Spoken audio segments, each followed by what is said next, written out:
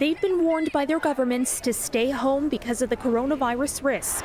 George Floyd! George Floyd! But tens of thousands from Sydney to London marching on anyway. I came down here to be a part of the fight. I'm sick of having to explain to my children that because they're black, they have to act a certain way, they have to behave a certain way, they have to work 10 times harder to get anywhere in life. The UK's health minister saying the mass protests this weekend violate social gathering rules. I support very strongly the argument that is being made by those who are protesting, but the virus itself doesn't discriminate. That, however, is not true. A report from Public Health England this week found Black and Asian people in England have a 50% higher risk of death after being infected.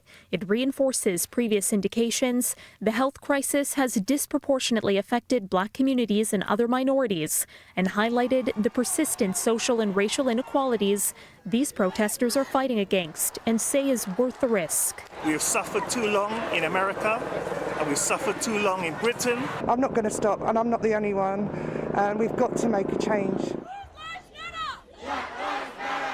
In Australia, the Prime Minister telling his citizens outright to not go to Black Lives Matter marches due to the threat of spreading COVID-19. For all of those Australians who couldn't attend the funeral of a family member or couldn't see a loved one in a nursing home, I think all Australians owe all those other Australians a great duty of responsibility, and I say to them, don't go.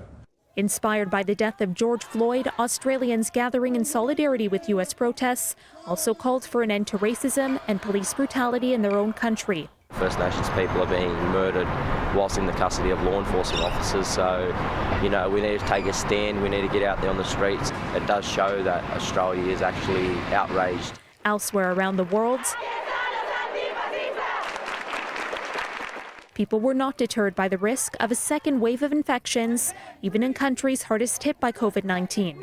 In Madrid, protesters' chants could be heard loud and clear through their face masks. In Rome, demonstrators taking a knee and raising a fist in honor of George Floyd.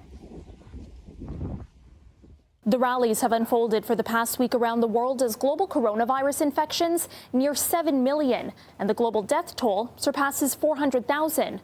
Now, while public health experts warn of a likely uptick in COVID-19 cases and they're urging protesters to take all necessary precautions, many of them agree that racism is its own kind of epidemic. For City News, I'm Caryn Ceolin.